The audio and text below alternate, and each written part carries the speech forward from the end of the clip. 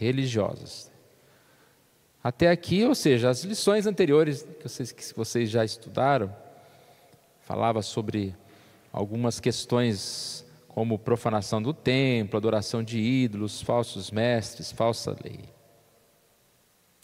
Aí agora, o tema também está relacionado a pecado, mas mais direcionado à questão de alianças políticas e opressão.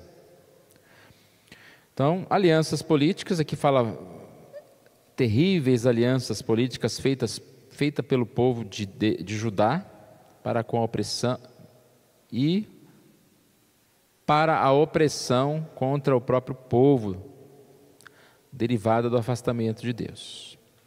Aquilo que eu falei há pouco, na nossa meditação, é que as pessoas estavam mais preocupadas com o resultado, em vencer o inimigo, do que como isso iria ser feito.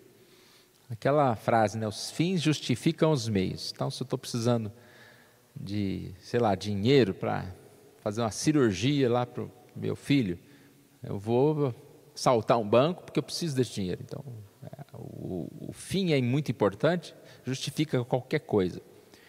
E aqui são esses dois tópicos que vão voltar lá nos pontos da lição, isso é uma introdução, é quase que o resumo da lição.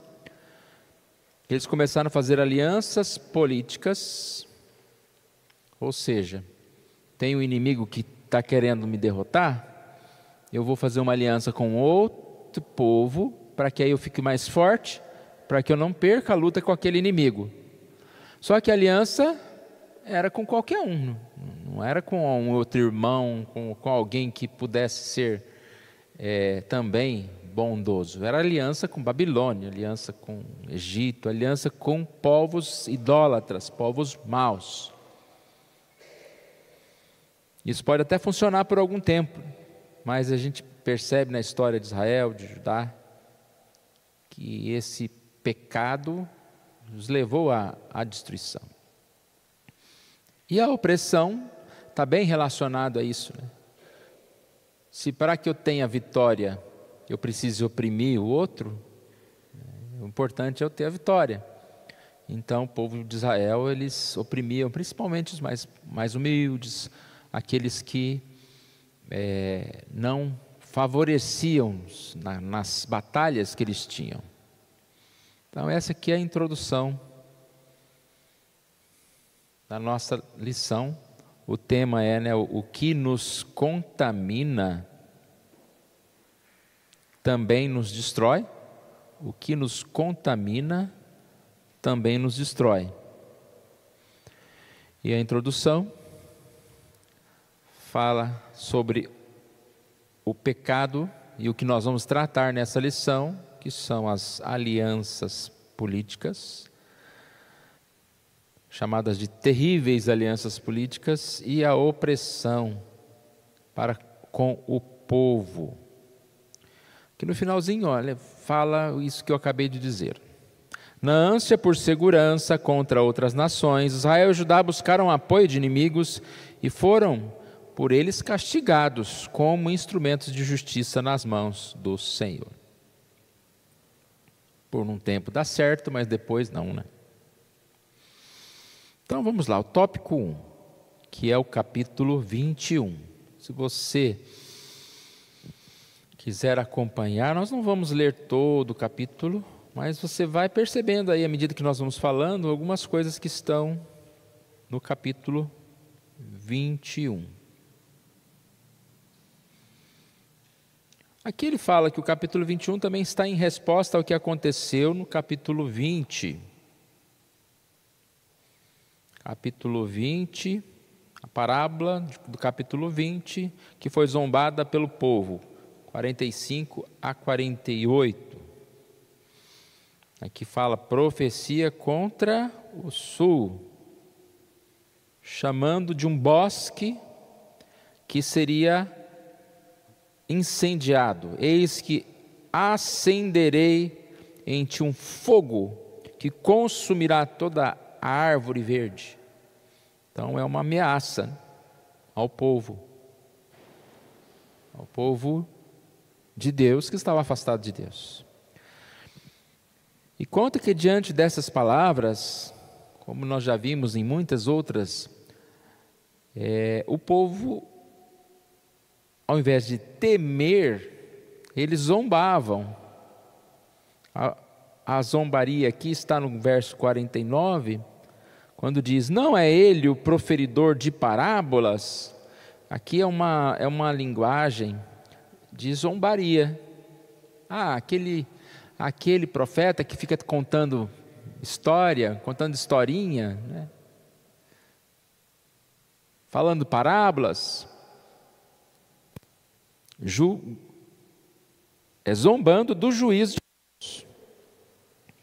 Então a gente vê aqui que o capítulo 21 vai mostrar realmente este acontecimento. Fogo por parte do Senhor, por intermédio do exército babilônico.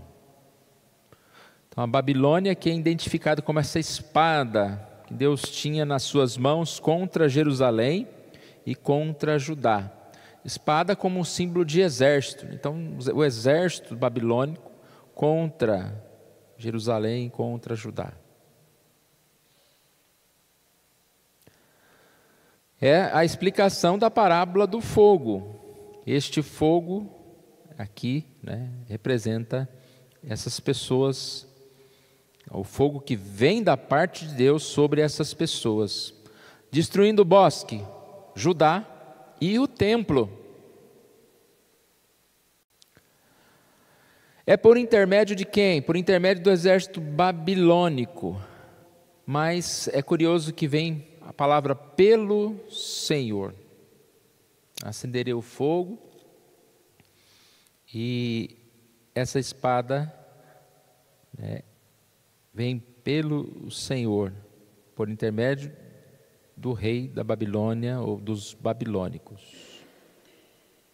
É a espada de Deus, né? É a profecia de Deus. Ou seja, Deus guia todos os detalhes e Deus é instrumento para também punir aquele povo que se afasta dele. Quando diz aqui que ele tem nas mãos Babilônia, tanto nesse momento que Babilônia vai vencer, mas também no momento que Babilônia abusa lá, vamos dizer assim, né? Começa a zombar de Judá, zombando do próprio Deus. Deus vai colocar a Babilônia no lugarzinho dela, né? Esses também seriam julgados, ou seja, esses vão ser também destruídos à medida que o tempo vai passando. Diante dessa profecia, assim como diante da parábola, entretanto, o povo continuava não acreditando na palavra do Senhor.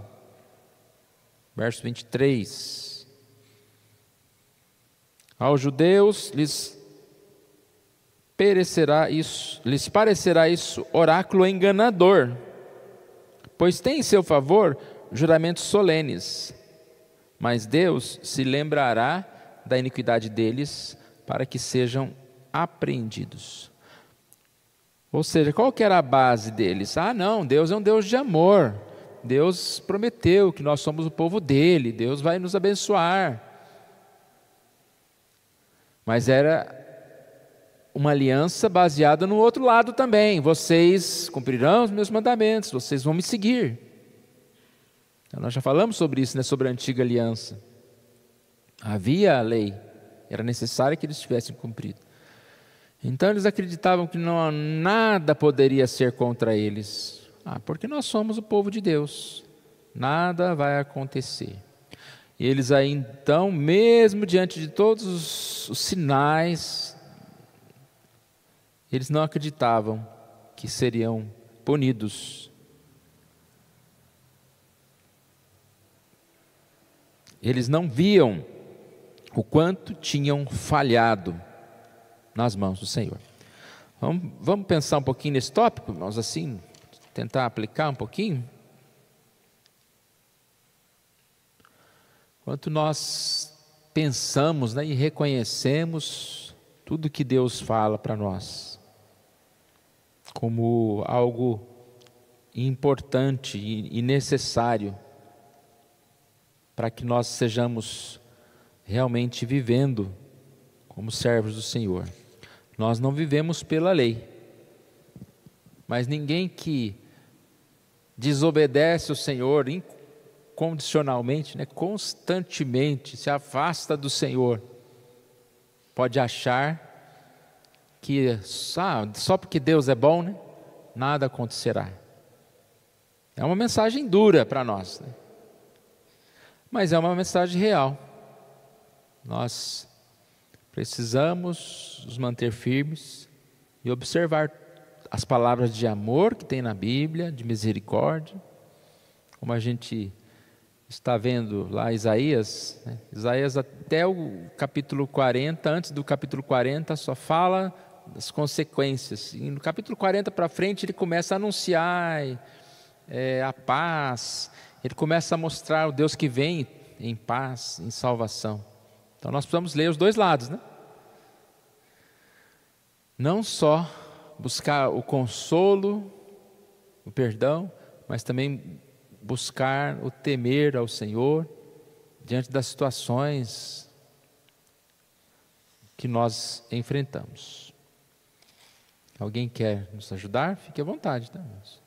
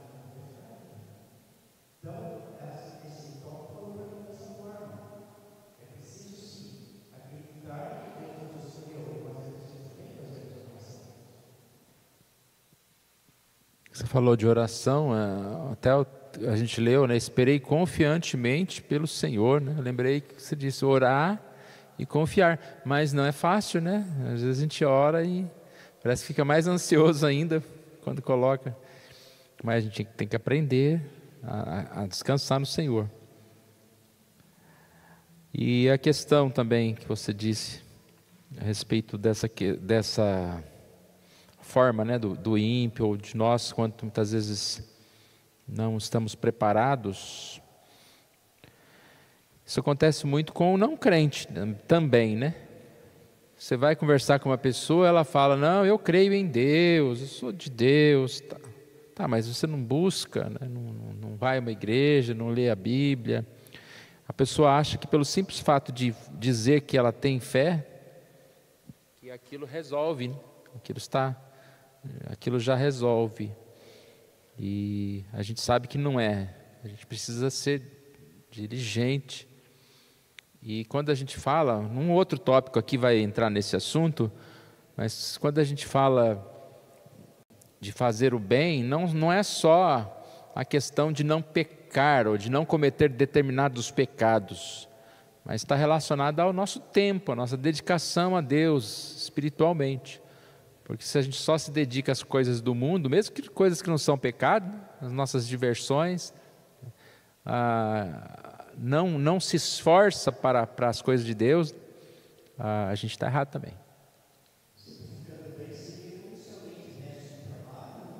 É. Exatamente.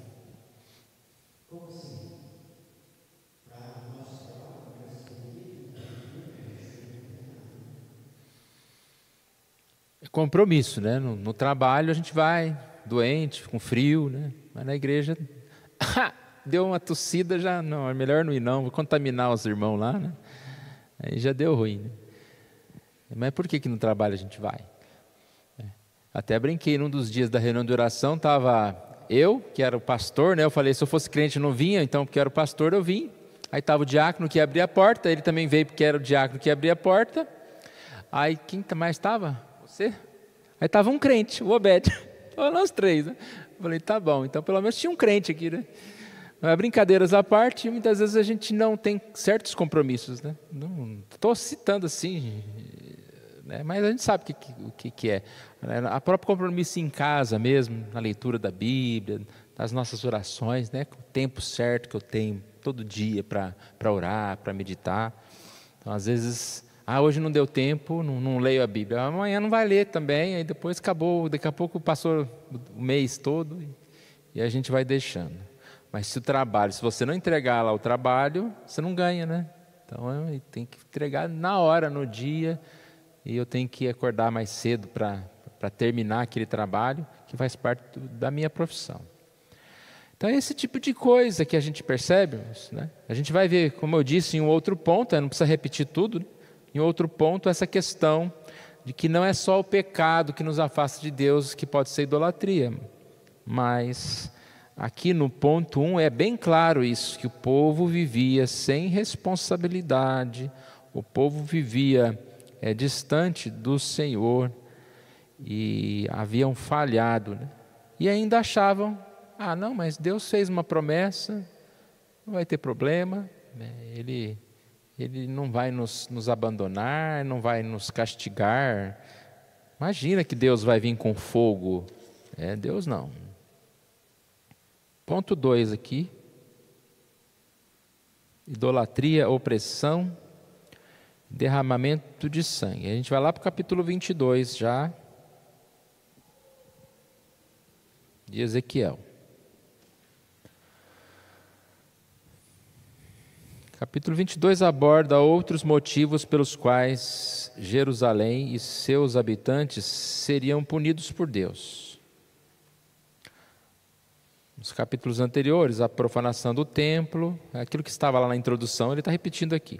E a idolatria era um centro das acusações divinas contra o seu povo. Aqui o Senhor parece focar nas consequências do afastamento de Deus, que trouxe para a sua vida social, a vida social da capital de Judá. Então ele fala, os príncipes da cidade, que deveriam ser responsáveis pela execução da justiça, segundo a lei, só intentavam derramar sangue. Eu coloquei juízes lá no lugar dessa palavra príncipes. Então juízes, derramamento de sangue. Aquele que era para julgar, para fazer o bem, só estavam atrás da perseguição. Perseguia quem lhes favorecia, quem não lhes favorecia. Um detalhe aqui que é bem um detalhe de alguém que está enlamado, vamos dizer assim, de alguém que não está mais nem se preocupando com o pecado, é aquele que já nem esconde mais. Então diz, são listados seus pecados mais perversos, e eles faziam isso tudo no meio da cidade, ou seja, algo público aos olhos de todos os habitantes. Eu coloquei lá pecados à vista de todos.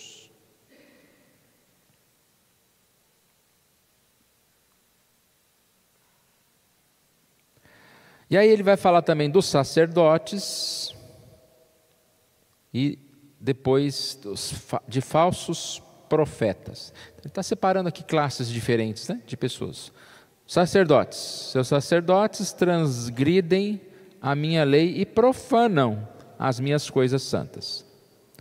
Ou seja, aquele que deveria cuidar, né, da expiação do pecado, do perdão, estão sem discernimento, transgredindo, profanando coisas santas, ou seja, a religiosidade de forma incorreta.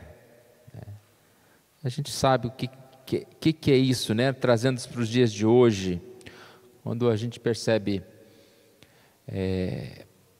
pastores, líderes, pessoas levadas pelo misticismo,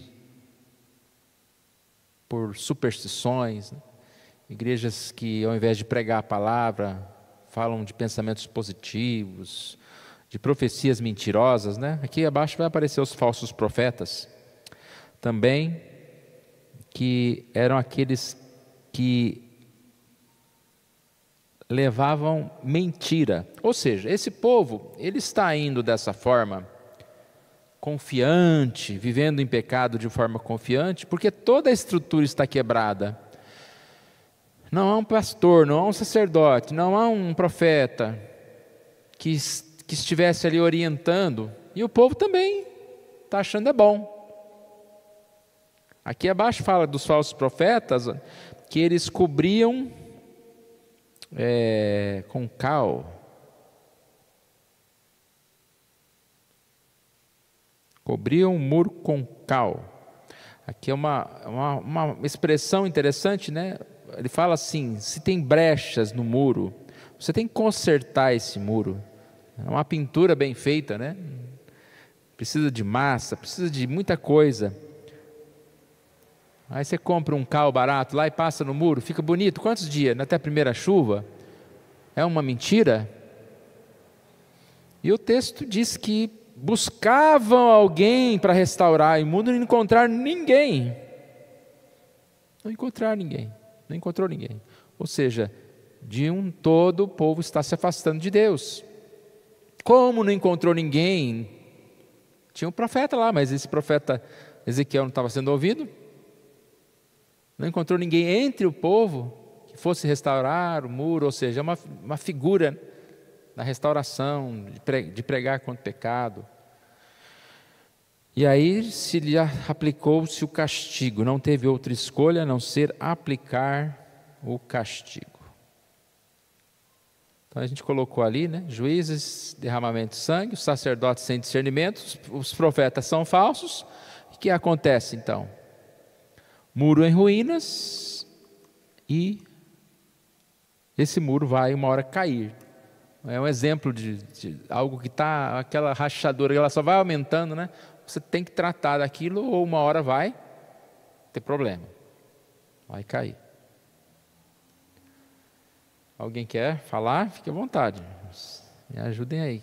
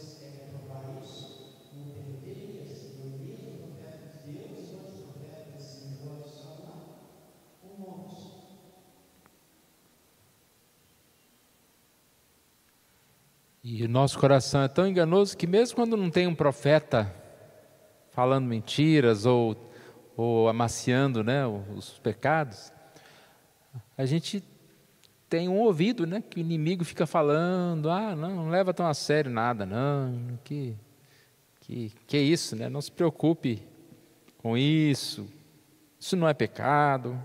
Nós somos convencidos. Eu sempre digo que ninguém peca, agora eu vou pecar, porque é pecado, porque é ruim, eu vou desobedecer a Deus. Não, primeiro você fica criando uma história, arrumando uma desculpa, e até mesmo se convencendo de que aquilo lá não é pecado, não. Mas, se a gente fizesse um pequeno exercício, apenas falando, se o outro estivesse fazendo isso que eu estou fazendo, o que você acha? Absurdo, pecador, né? Mas você fazer não tem problema. Então, se a gente fizesse esse mínimo exercício, mas muitas vezes a gente faz certas coisas, é como se a gente fosse isolado, né? Eu sou um ser diferente, eu posso fazer certas coisas, o outro é pecador se fizer. Vamos para o ponto 3, então. Capítulo 23. Metáfora do adultério. É o tal do olá e olibá.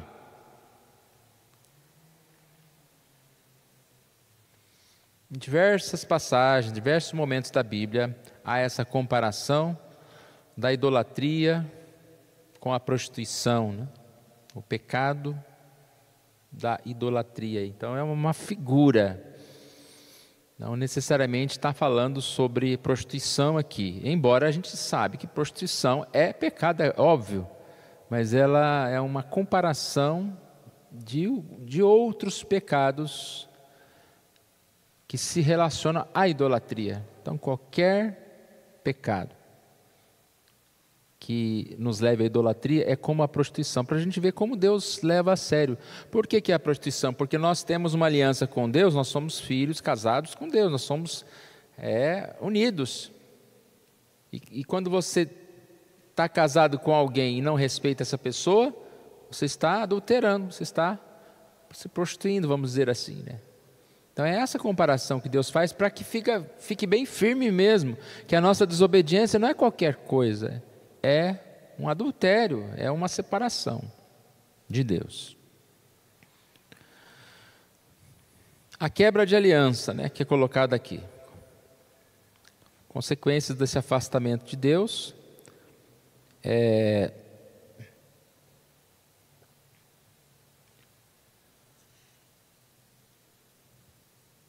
Quebra de aliança.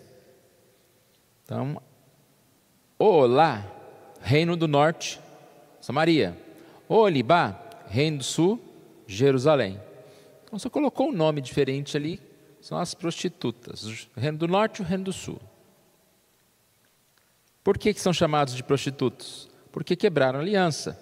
Como quebraram aliança? Se alinhando com outros povos, Assíria, Babilônia, Egito e seus deuses. Já falamos lá no ponto 1, né? Aliança para vencer um inimigo. E aqui então o que acontece? Primeiro essa Olá, Reino do Norte, é demonstrado aqui como alguém que primeiramente se une à prostituição. Agora o caso aqui é grave, por quê? Porque não é alguém que estava lá prostituindo apenas e Deus resgatou, mas é alguém que estava entre o povo de Deus e resolveu abandonar o Senhor para buscar a prostituição. Vejam a diferença disso. Uma coisa é uma pessoa que não tem Jesus, que não tem Deus, que está vivendo no mundo, no pecado. Outra coisa é um velho de igreja igual a gente aqui, né? De repente resolve, vou dar uma andada pelo mundo aí. Vou praticar o que é pecado, não se importa mais, não vai mais na igreja, e começa a frequentar tudo quanto é coisa do mundo. Então é esse tipo de pessoas que eram povo de Deus, que depois de conhecer a Deus, ser chamados por Deus, se afastaram do Senhor. Ambas foram resgatadas pelo Senhor, mas agora estavam envolvidas com idolatria. Tornaram a prostituição, a idolatria. E tem uma, vamos dizer aqui, uma agravante, a tal da Olibaque, que diz que essa Olibá viu as consequências do pecado da Olá. Ou seja, viu que num primeiro momento a prostituição pareceu algo favorável, algo bom, mas depois este reino pela qual eles se fizeram uma aliança, no início era uma aliança, um ajudar o outro, esse reino tomou conta do outro, tornou escravo. Olha como a Bíblia é cheia de figuras, né, tão interessantes, né? Como o pecado, nós num primeiro momento, é o meu parceirão que me leva para todo lugar legal, nós festejamos, é só alegria. De repente você, sem perceber que momento foi esse, você se tornou escravo desse babilônio aí, dessa força. E a tal da Olibá viu isso, mas mesmo assim resolve se entregar ao pecado. E também, em segundo momento, ela vai ser levada cativa por causa do seu pecado. Nós acabamos de dizer, né, como é ruim uma pessoa que está aqui e se afasta. A gente deve ter exemplo disso, você deve ter algum exemplo disso. E viu que fim deu essa pessoa? Não deu bom. Aí, mesmo assim, nós vamos fazer isso? Nós vamos nos afastar? Sofreram na mão de seus amantes. E mesmo sabendo, a Olibá buscou o mal, buscou o que era mal.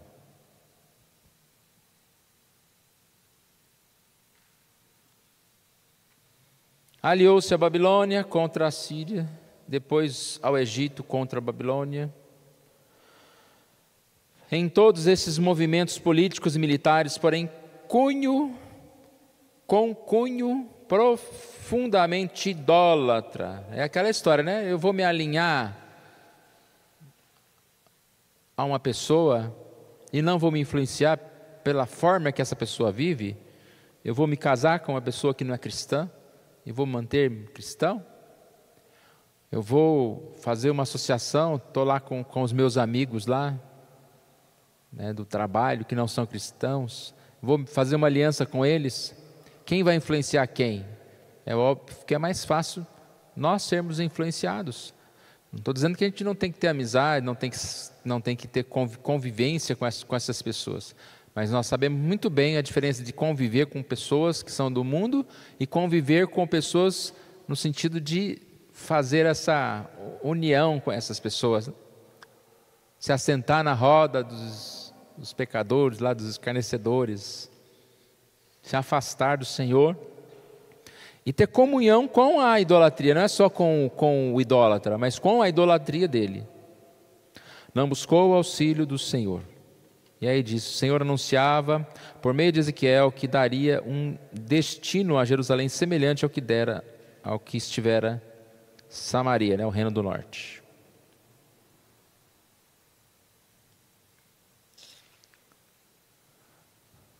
Certo? Alguém quer falar?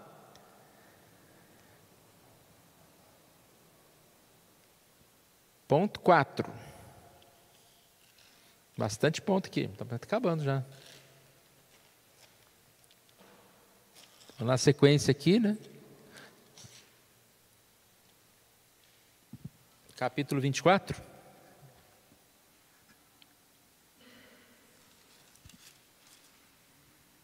A parábola da panela e ainda a viuvez de Ezequiel. São dois tópicos para ilustrar a nossa mensagem aqui.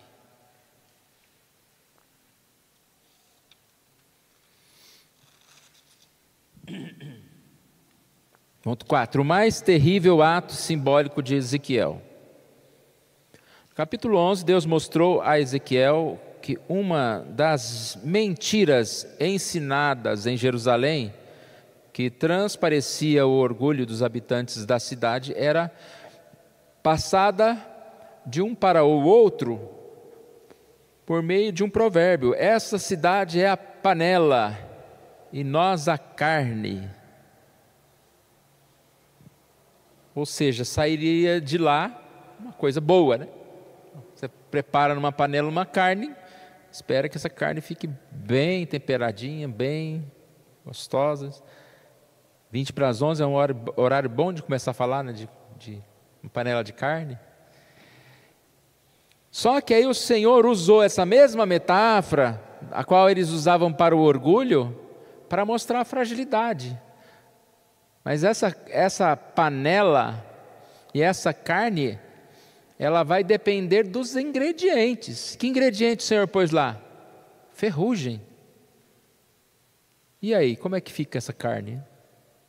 Então, ele está mostrando ali que, através do exemplo, mandou Ezequiel colocasse no fogo uma panela com carnes, ligadas ainda aos seus ossos. O Senhor não via Jerusalém como uma boa panela, antes a enxergava como uma panela enferrujada. Por meio do fogo, o Senhor mostraria que a ferrugem não sairia da panela, enquanto, pedaço a pedaço, as carnes iam sendo tiradas de dentro dela. Um ato simbólico aqui, né, mostrando que aos olhos do Senhor estariam aqui esses...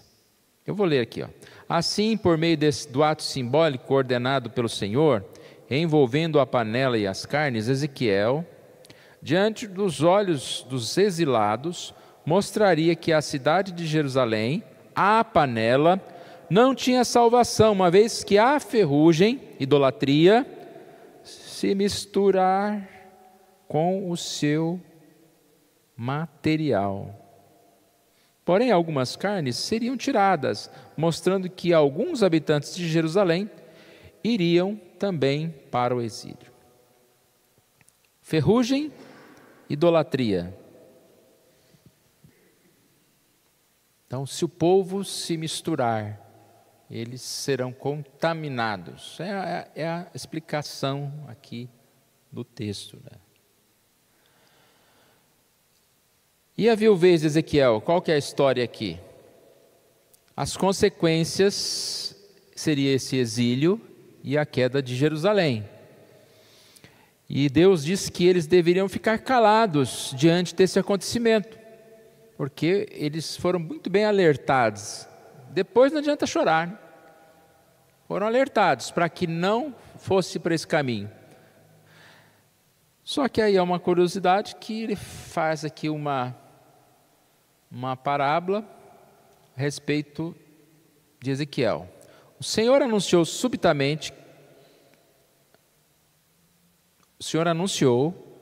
e subitamente tirou a vida da esposa de Ezequiel, como um símbolo de que em breve o Senhor destruiria seu próprio templo que estava em Jerusalém. Ezequiel perdeu a esposa que amava, os exilados perderiam o templo que era objeto do seu orgulho. Por isso, assim como o profeta, os exilados não poderiam lamentar a queda de Jerusalém e a destruição da casa do Senhor. Aqui já estava, em cima aqui já estava escrito, não poderia prantear a morte de sua própria esposa. Então diz que Ezequiel ficou mudo, voltando a falar somente no dia em que algum habitante da cidade de Jerusalém, tendo escapado da destruição da cidade, fosse até o exílio comunicar pessoalmente a tragédia ao profeta.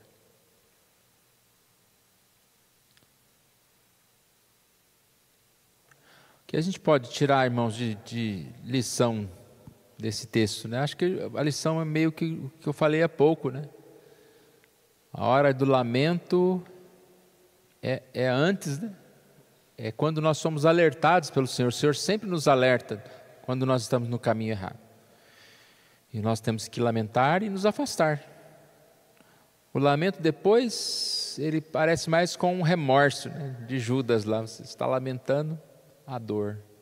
Mas Deus é bondoso, é misericordioso, né? E que nós sejamos essas carnes aqui, pouquinhas aqui, que não se contaminaram, que foram tiradas. Pode falar?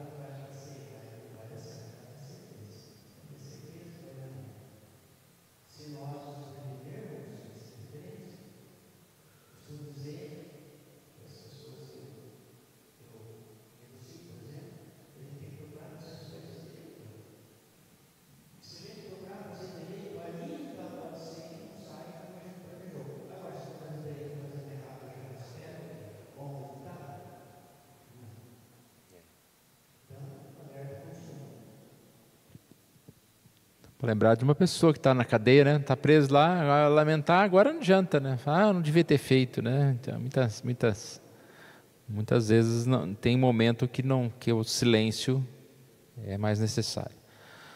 Ponto 5.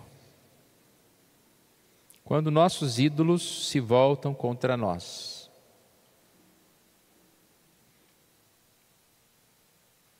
A história de Olá e Olibá,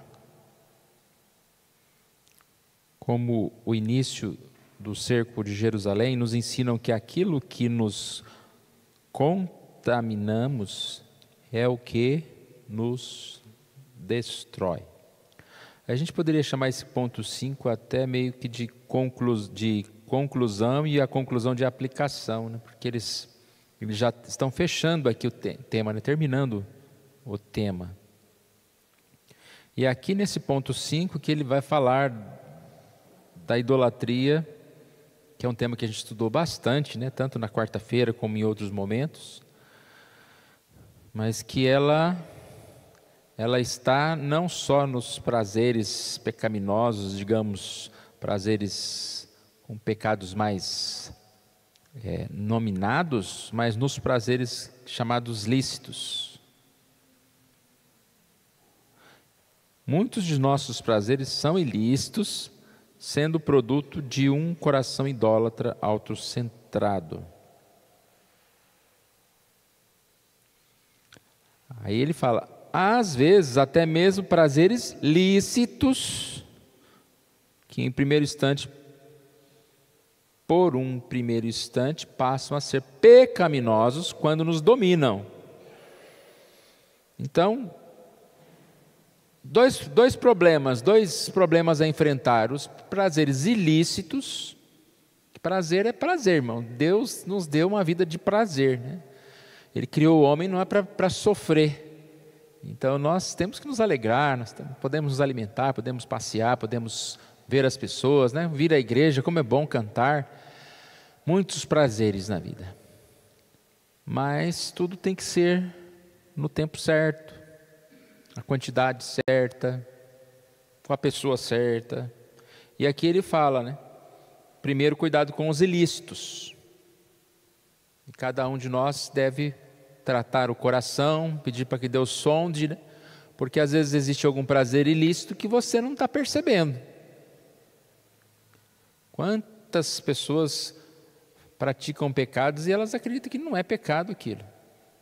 E mais uma vez, é mais fácil a gente identificar na vida do outro um pecado que ele acha que não é pecado, do que identificar na nossa própria vida, né? Então, precisamos identificar os nossos pecados, confessar os nossos pecados. Mas e os prazeres lícitos que, quando nos dominam, se tornam pecaminosos? Aí tem uma lista enorme, né? Eu não vou nem ficar apelando, falando do frio, né? Deixar de vir à igreja por causa do frio, porque é apelar, né? Mas eu sempre, quando eu falo de frio para ir à igreja, eu lembro daquela foto, não sei quantos irmãos viram um estádio tomado de neve, e as pessoas sentadas assistindo um jogo de futebol, com neve em tudo assim, ó. Estádio aberto, ventando e nevando. Vai que é o final do Mundial, né? Eu vou. Mas o culto é algo assim que não tem importância. Então, nós temos pecados lícitos que faltar na igreja ninguém vai falar, não. Como que eu vou acusar o fulano de pecado que está faltando na igreja? Que no dia do culto está em casa assistindo, sei lá o que, novela? Não tem mais novela, né? O que vocês fazem em casa? Quando está em casa? Então, às vezes a gente tem certas questões, né?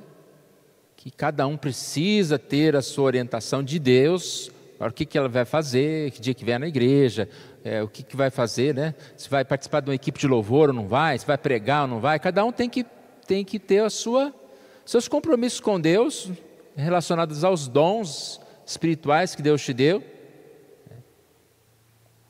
relacionado à função também que você exerce, né? Você é um presbítero, é diferente, você tem que ter determinadas atitudes diferentes, né? Talvez de um membro normal, comum, mas todos nós precisamos estar atentos, porque senão a gente começa a gostar muito desse mundo. À noite a gente vai falar um pouquinho do preparar o caminho, né? A gente está preparando para quê? Para o céu ou preparando para a terra, né? Então, tanto curso, tanta coisa, tanta atividade, tanto esporte, tanta coisa, tudo isso vai ficar.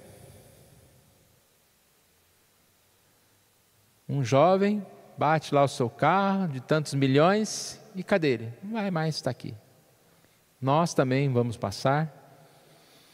E essa nossa preocupação tanta, né? nossa agenda tão cheia. Eu não consigo entender essa história de agenda cheia. Mas quem que fez a sua agenda? Foi você, não foi? Ou você é escravo de uma agenda? Aí piorou mais ainda. Nós não podemos ser escravo de uma agenda, nós temos que assumir compromissos numa medida. A gente tem 24 horas, 25 ninguém assume, né? Mas as 24 horas que são nossas, como nós estamos trabalhando essas horas? O que nós fazemos nesse tempo? Aí vai me falar que não deu tempo de orar 3 minutos, né?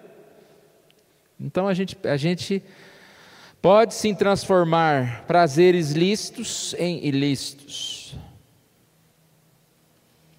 Não vou insistir, todo mundo sabe o que está acontecendo aqui, né? Mas a lição deu alguns exemplos, né? Prazer na comida, que pode passar a compulsão alimentar, pode comprometer a própria saúde, tantas coisas que a gente faz que pode comprometer a própria saúde, dormir mal, não se exercitar, talvez, o tipo de alimento que você come, prejudica a saúde, viver odiando os outros, né, o mundo, passando raiva, tanta coisa que a gente precisa deixar para viver com saúde. Ele fala de bebida, sexo, dinheiro, tudo que pode ser de um certo momento lícito, se tornar idolatria. Tudo aquilo que for alvo de nosso coração e de nossos pensamentos terá impacto sobre a nossa vida. Essa era uma frase boa para a gente colocar aqui, né, no slide. Está pertinho da conclusão aí na sua revista, ó. Tudo aquilo que for alvo de nosso coração e de nossos pensamentos terá um impacto sobre a nossa vida.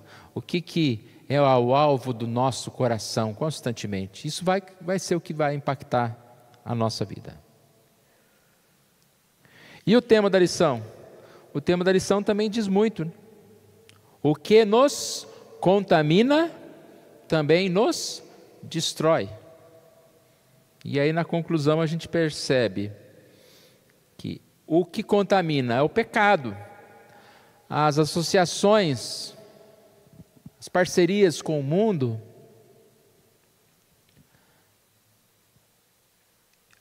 em um momento parece que eu me tornei mais forte, que eu estou tendo mais prazer, mas isso vai trazer problemas, chamado aqui de punição. E a lição termina falando sobre Jesus, que é a reaproximação. Quando pensamos em cálice, não podemos esquecer que o Senhor Jesus Cristo precisou tomar o cálice da ira de Deus. Este cálice, assim como os de Olá e Olibá, eram destinados a nós, que estávamos em rebeldias, envolvidos com a luxúria, distantes de Deus.